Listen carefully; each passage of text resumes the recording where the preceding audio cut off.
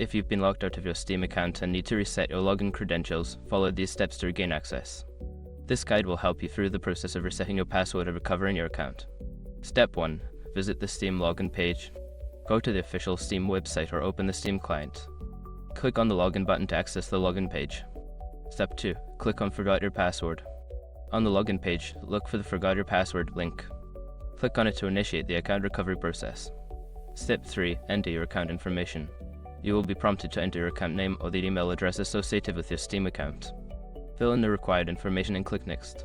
Step 4. Check your email or mobile authenticator. Steam will send a verification code to your registered email address or mobile authenticator app. Access your email or app, retrieve the code, and enter it on the Steam page. Step 5. Create a new password. Once the verification code is accepted, you will be allowed to create a new password. Choose a strong password that you haven't used before, confirm it, and submit the changes. After completing these steps, you should be able to log into your Steam account with your new credentials. If you encounter any issues, consider reaching out to Steam support for further assistance.